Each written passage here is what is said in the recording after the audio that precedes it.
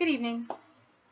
I absolutely love reading something or hearing something that's really inspiring or motivational or something that I can connect with on some type of level.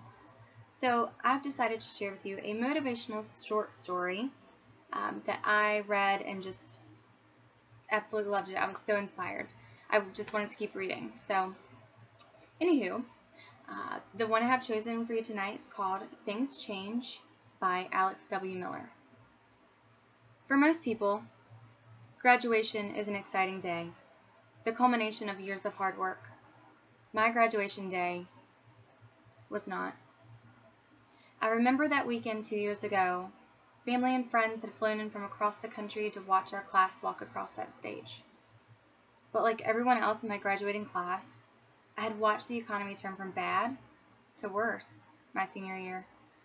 We graduates had degrees, but very limited prospects. Numerous applications had not panned out, and I knew that the next day when my lease ended, I would no longer have a place to call home. The weeks ahead weren't easy. I gathered up everything I couldn't carry and put it into storage. Then, because I knew my small university town couldn't offer me any opportunities, I packed up my car and drove to Southern California to find work. But what I thought would take a week dragged into 2 and then 4, and 100 job applications later, I found myself in the same exact spot as I was before.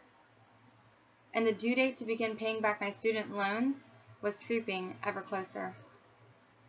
You know that feeling when you wake up and you're just consumed with dread? Dread about something you can't control? That sense of impending failure that lingers over you as you hope that everything that happened to you thus far was just a bad dream? That feeling became a constant in my life.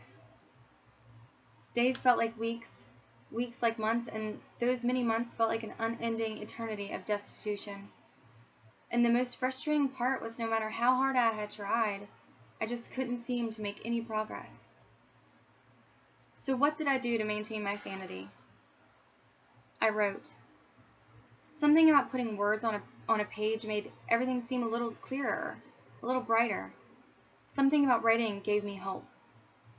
And if you want something badly enough, sometimes a little hope is all you need. I channeled my frustration into a children's book. Beyond the River was the story of an unlikely hero featuring a little fish who had simply refused to give up on his dream. And then one day, without any sort of writing degree or contacts in the writing world, just a lot of hard work and perseverance, I was offered a publishing contract for my first book. After that, things slowly began to fall into place. I was offered a second book deal. Then a few months later, I got an interview with the Walt Disney Company and was hired shortly after. The moral of the story is, don't give up. Even if things look bleak now, don't give up. 2 years ago, I was huddled in my car drinking cold soup right out of the can. Things change. If you work hard, give it time, and don't give up, things will always get better. Oftentimes, our dreams lie in wait just a little further upstream. All we need is the courage to push beyond the river.